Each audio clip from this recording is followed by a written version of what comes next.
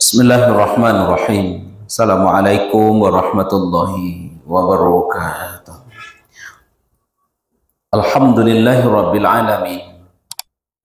Asyhadu an la ilaha illallah wahdahu la syarika lah. Asyhadu anna Muhammadan abduhu wa rasuluh sallallahu alaihi wasallam la nabiyya ba'da. Subhanaka la ilma lana illa ma 'allamtana innaka antal alimul hakim.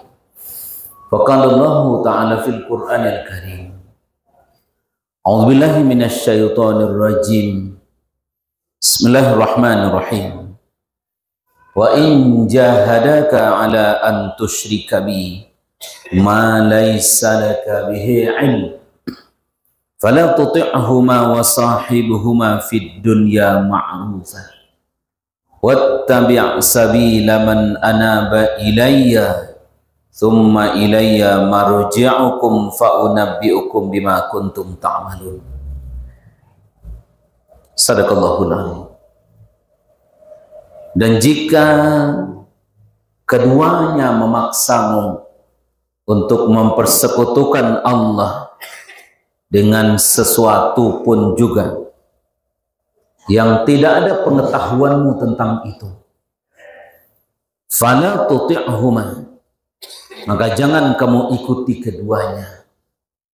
Wasahibhuma fid dunya ma'rufa, namun bertemanlah, pergaulilah mereka, hiduplah bersama dengan keduanya di dunia dengan baik. Wattabi' sabila man anaba ilayya, dan ikutilah jalan orang yang kembali kepadaku. Thumma ilayya marji'ukum fa unabbi'ukum bima kuntum ta'malun. Kemudian hanya kepadakulah kalian kembali dan akan diberitahukan apa yang sudah kamu kerjakan. Sadaqallahul azim. Bapak dan Ibu saudara jamaah rahimakumullah, seorang sahabat bernama Sa'ad bin Abi Waqqas. Beliau, Bapak dan Ibu-ibu, memiliki orang tua yang belum beragama Islam. Ayahnya duluan meninggal dunia dan ibunya tetap dalam keadaan kafir. Di usia ke-17 tahun, Sa'ad bin Abi Waqqas dapat hidayah. Dan Sa'ad bin Abi Waqqas masuk Islam. Dan dia tetap bersama dengan orang tuanya.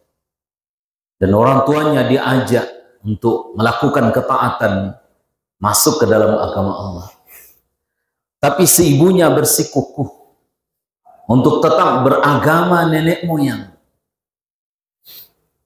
Karena salah satu karakteristik orang jahiliyah itu, yang kalaulah malaki kainyo, budaya jahiliyah itu, mereka sulit berubah dan mereka tetap bersikukuh dengan apa yang mereka terima. Wa idza qila lahum ittabi'u ma anzalallah qalu bal nattabi'u ma alfain alaihi aba aw law kana abahum la yaqiluna syai'an. Di orang-orang jahiliyah itu tak mau berubah. Mereka memandang apa yang ngetarimu di nenek moyangnya itu terbaik. Sehingga orang tua Sa'ad bin Abi Waqqas, meskipun beliau saat itu sudah beragama Islam, di usia masih belia sedang remaja, tapi ibunya tidak mau beragama Islam. Luar biasa. Maka itu Bapak dan Ibu-ibu, itu perjuangan dari seorang sahabat yang ketika berhadapan dengan orang tua yang orang tuanya belum mau menganut agama Islam. Sayangnya Sa'ad bin Abi Waqqas ke orang tua ndak babateh jubainggo kan. Sama dengan sayangnya saat ibu dari Sa'ad bin Abi Waqqas ke dia juga ndak babateh kan. Sehingga Bapak dan Ibu-ibu, si ibu merasa anaknya salah jalan, dan si anak pun memandang ibunya juga salah jalan. Sehingga melampiaskan sayang dan sanang ke orang tua itu berbeda antara satu dengan yang lain. Ketika si ibu menyampaikan keinginannya agar Sa'ad bin Abi Waqqas kembali ke agama nenek moyangnya, Sa'ad bin Abi Waqqas bersikukuh dengan agama Islam. Karena banyak cerita Bapak dan Ibu-ibu, orang masuk Islam itu yang murni masuk Islamnya itu karena memang hidayah dorongan dari dalam. Karena orang yang ketika nyodape hidayah, maka hidupnya terasa lapang dan hidupnya jalani yang terbaik terasa. Faman yuridillah ayyahdiyahu yashrah sadrahu lil Islam. Lapang terasa di nyoba agama, lapang jalan hidup. Tapi bagi orang yang di luar agama Islam yang tak dapat hidayah, maka mereka taubahnya seperti orang yang sedang mendaki langit. Ka'annama yas'adu fis sama. Di orang yang tak dapat hidayah seperti orang tua Sa'ad bin Abi Waqqas.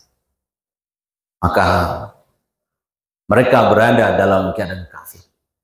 Baru-baru ibu dan bapak seorang profesor masuk Islam. Alasannya sederhana saja, bapak dan ibu. Jadi kalau orang cerita kehidupan Rasul, maka banyak contoh yang digambarkan yang tertarik di orang sehingga mereka masuk Islam. Tapi ternyata bapak dan ibu-ibu, Nabi Muhammad sebagai pemimpin, ternyata kepemimpinan beliau itulah yang mengakibatkan orang-orang di luar Islam akhirnya masuk Islam dan mempergunakan agama Islam untuk jalan berdakwah bagi mereka yang dulunya kafir. Ayat tadi mengingatkan wa in jahadaka ala an tusyrika bi. Bila mana mereka kedua orang tuamu mengajak lakukan perbuatan salah, melakukan perbuatan syirik, melakukan perbuatan yang dimurkai oleh Allah. Kata Allah, fala tuti'huma. Tak boleh ikuti orang tua itu. Karena dalam hadis lain, la ta'ata li makhlukin fi maksiatil khaliq. Tak boleh awak patuh ke makhluk, tak boleh awak taat ke makhluk, ke siapa saja, selama awak disuruh melakukan durhaka ke Allah kan.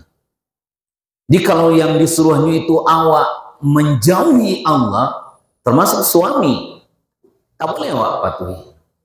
Kalau ibu-ibu disuruhnya di suami buka aurat ke pasar, awak boleh melawan suami, melawan perintah suami, awak buka. Kalau diajak di suami bersekongkor lakukan maksiat, ibu berkewajiban menolak dan tidak berdosa, tak patuh ke suami. Kenapa la ta'ata li makhluqin fi maksiatil khaliq? Tak boleh patuh ke makhluk selama disuruh buat durhaka ke Allah.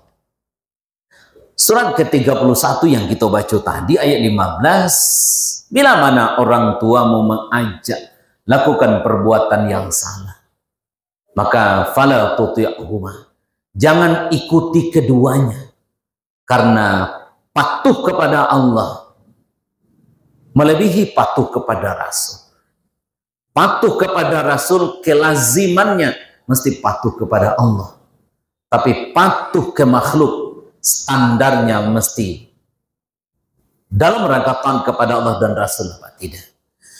Tapi kata Allah, wasahibuhuma fid dunya ma'rufa. Kawani kaduanya orang tuamu itu di dunia dengan penuh sukacita, dengan senang. Ya falatu wasahibuhuma fid dunya ma'rufa. Sayangi, ikuti, pergauli, temani keduanya di dunia dengan baik. Maka yang disuruh nyuak durhaka ke Allah, kita lawan. Kita tidak. Baik saat orang tua Sa'ad bin Abi Waqqas sampai ndak makan 3 hari, ndak minum, sampai pingsan kan.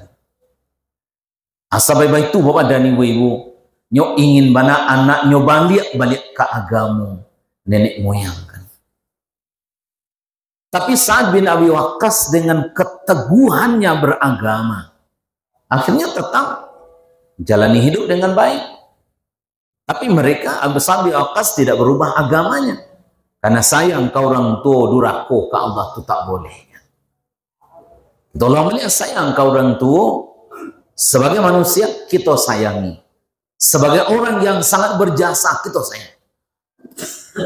Tapi sayang awak kepada Allah, kepada ibu tidak boleh mengalahkan sayang awak kepada kedua. Jadi sayang awak kepada Allah itu tak boleh dikalahkan oleh sayang kepada selain Allah kan. Maka ayat tadi mengingatkan kawan sampai 3 hari Ummu Abi Sa'ad tidak makan, tapi papa dan ibu-ibu beliau tetap menyayangi orang tua. Dan tapi bapak dan ibu-ibu tetap berada dalam posisi yang benar, taat kepada Allah, menganut ajaran agama yang baik. Apa poin yang Wak sampaikan pada siang hari kini? Bahwa berbakti kepada kedua orang tua tidak ada batasnya. Sayang orang tua sepanjang jalan, sayang anak ke orang tua sepanjang pinggalan. Begitu kalimat yang sering Wak dengarkan. Kalau sayang ibu ke anaknya sepanjang jalan, kalau anaknya tersakiti, papa dan ibu-ibu merasa dirinya yang tersakiti.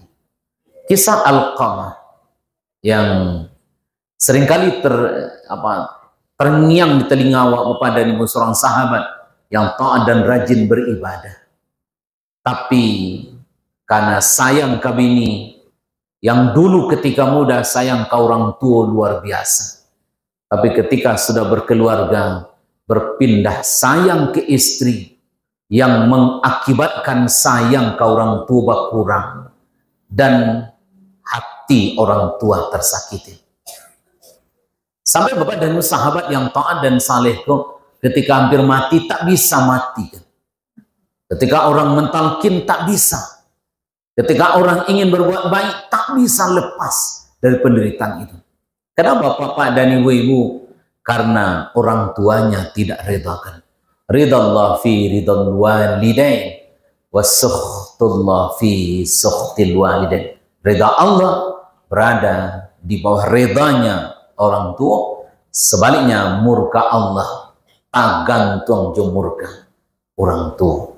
Karena itu bapak dan ibu-ibu, sebagai anak wajib berbakti. Pembahasan kita sebelumnya, lah meninggal pun orang tua tanda berbuat ihsan kedua orang tua, awak jago agamu nangko, akan mengalir kebajikan yang kerajokan ke orang tua yang sudah mendahului awak. Itu bentuk ihsan kainya kan.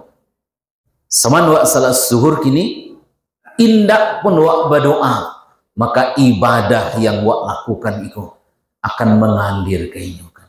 Itu bentuk ihsan kedua orang tua.